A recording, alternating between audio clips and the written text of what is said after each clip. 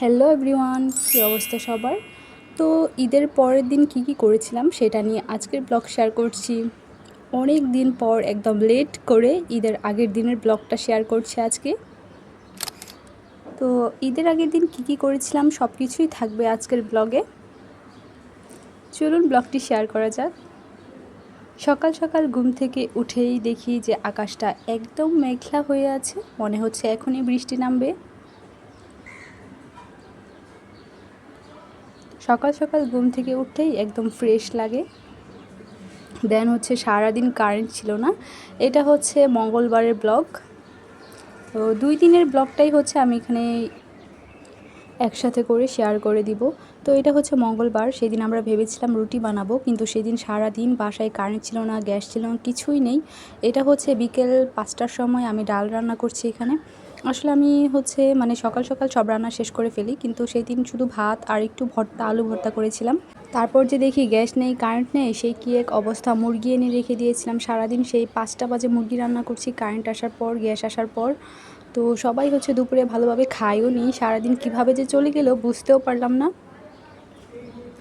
তো বুধবার যেহেতু আমরা রোজা রাখবো, তো মঙ্গলবার সন্ধ্যায় হচ্ছে আমি এখানে মুরগিটা রান্না করে নিচ্ছি। তো ভোর রাতে খাওয়ার জন্য আমার শাশুড়ি বলছিল একটা মুরগি নিয়ে আসলেই হয়। এখানে খুব সুন্দর করে আলু দিয়ে হচ্ছে মুরগিটা ভুনা করে নিচ্ছি। আলু দেওয়ার কারণ হলো বাসায় বাচ্চা আছে, সো আলু তো দিতেই হবে। তো খুব ভালো করে কষিয়ে মুরগিটা রান্না করেছি, দেন গোসল করেছি, সব কিছু কাজ সেরে নামাজটা পড়ে তারপর চলে গেলাম ছাদে। আর ছাদে গিয়ে দেখলাম যে বৃষ্টি বৃষ্টি ভাব।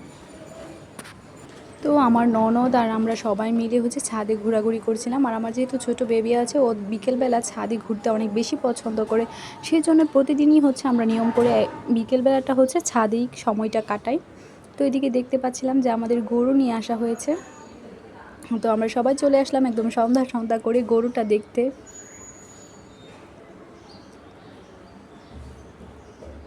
তো এইখানে হচ্ছে আমরা গরু দেখতে আসলাম, এই তো আমাদের গরুটা।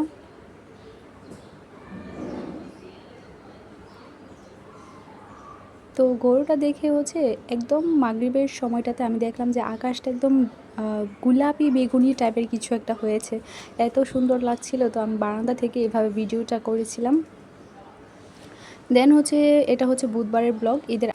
তো বুধবারে হচ্ছে আমরা সবাই রোজা রেখেছিলাম, আর রোজা রেখে খুব একটা রান্নাবান্না কিছুই করিনি। এখানে হচ্ছে আমাদের গাছে 12 মাসে সাজনা হয়, তো এই সজনে ডাঁটাই হচ্ছে আজকে বেছে রান্না করব।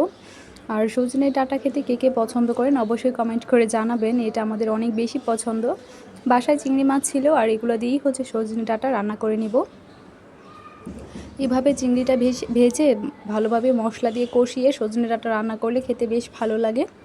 এখানে আমি এটাকে শুধু কষিয়ে রেখেছি, কোনো সেদ্ধ করিনি পুরোপুরি, শুধু সজনে ডাঁটা ভেজে তারপর মাছ ভেজে রেখে দিয়েছিলাম, কারণ সন্ধ্যায় এটাকে জাল করে নিব, যেহেতু সবাই রোজা রেখেছি। আর এখানে হচ্ছে আমাদের দুপুরবেলা রুটি বানানো শুরু হয়ে গেছে।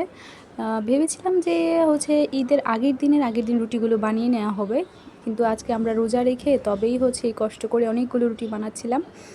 এই রুটি বানানোটা হচ্ছে আমাদের শ্বশুরবাড়িতে আসার পরেই আমি দেখতে পাই যে ওনারা অনেক বেশি পরিমাণে রুটি বানায়, এবং এগুলো ফ্রিজে করে প্রায় 15 থেকে 20 দিনের মতো ঈদের সময়টাতে হচ্ছে ওনারা খায়। এবং ওনারা যত আত্মীয় স্বজন আসে ঠিক এভাবে করেই হচ্ছে চালের রুটি আর মাংস দেওয়া হয়, এভাবেই খাওয়া হয় আর কি। তো রোজা রেখে আমি সবগুলো রুটি ভাজছিলাম, লাস্টে পরে আমার হাজব্যান্ড এসেও কিছু ভেজে দিয়েছিল। চালের রুটি কিন্তু সবাই ভাজতে পারে না, তো এখানে 2টা তাওয়া বসিয়ে ভেজে নিয়েছিলাম যেন একটু সহজ হয়, খুব দ্রুত হয়, আর রুটিগুলো যেন পুড়ে না যায়। এই তো এরকম সাদা সাদা করে হচ্ছে রুটিগুলোকে ভাজতে হবে।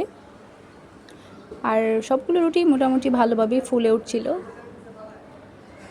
আমাদের বাবার বাড়িতেও হচ্ছে রুটি বানায়, তবে ঈদের পরে হচ্ছে সাথে সাথে রুটি বানায়, দেন হচ্ছে খেয়ে ফেলি, মানে আমরা এরকম। আর শ্বশুর বাড়িতে হচ্ছে দেখলাম যে ওনারা একদিন সময় নিয়ে দেন বসে সকাল থেকে দুপুর পর্যন্ত, আর দুপুর থেকে বিকাল পর্যন্ত সারাদিন শুধু রুটিই বানানো হয়।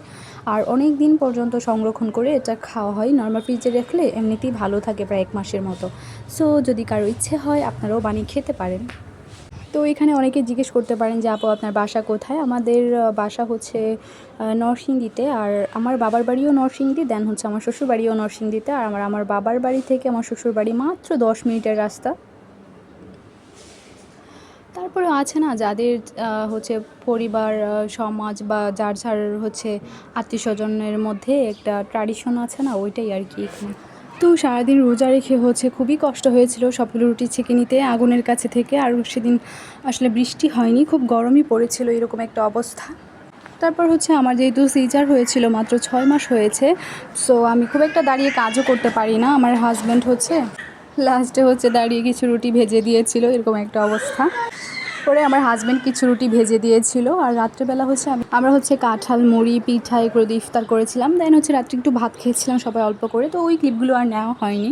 দেন হচ্ছে আমি তারপর হচ্ছে খুব একটু নার্ভাস লাগছিল। দেন কিছুক্ষণ পরেই হচ্ছে আমি রাত্রেবেলা কিছু সেমাইও ভেজে রেখে দিয়েছিলাম, আর সেমাইয়ের দুধটা হচ্ছে জাল করে রেখে দিয়েছিলাম। এই ছিল আমার ঈদের আগের দিনের ব্লগ।